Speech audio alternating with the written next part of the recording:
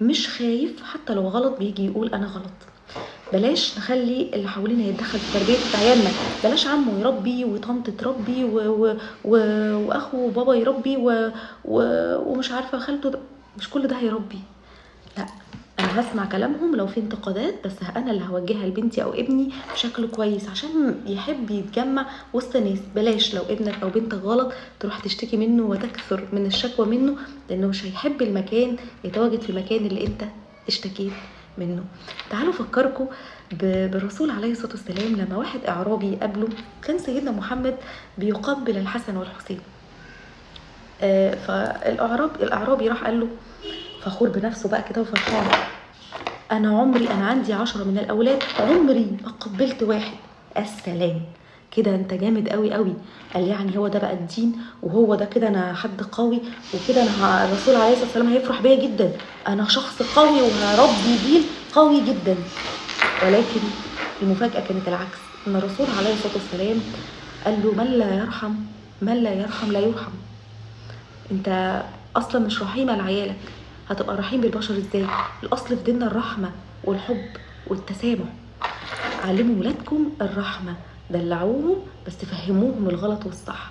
خليك حنين جدا ولكن حنيه معاها شده وحزم. قولوا لاولادكم ان انا متقبل الانتقاد، ولو في حاجه مش عاجباك قولوها لي، انا هتناقش معاك، انا صاحبتك يا حبيبتي. طب هتتناقشي. طب تعالوا بقى، كان في واحده جايه تقول لي انا عملت زي ما انت قلتي قبل كده وحاولت اصاحب بنتي واتناقشت معاها، بس من كتر المناقشه لقيتها بتجادلني كتير، وليه عملتي كده وليه ما عملتيش كده. هنا هنوقف ده فورا وهقول لها لا، انت كده المناقشه معاكي ما بقتش بتجيب نتيجه وبقيتي بتقاوحي كتير، فخلاص انا عرفتك الغلط والصح وقلت لك ليه. بعد كده هيبقى اوردر ده هتنفذيه. ليه مش ليه، خلاص احنا اتفقنا ليه.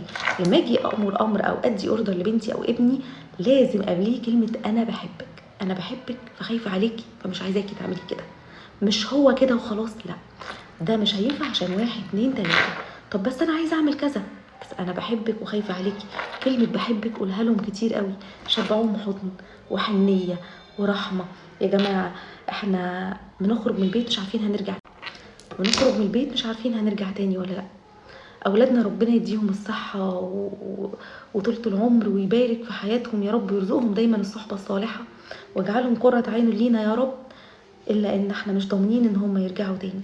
فدايما شبعوهم حب وحنان، في الراحه وفي الجايه حضنوهم، في الراحه وفي الجايه امدحوا فيهم. البنت بالذات دلعوا فيها علشان ما تحبش تسمع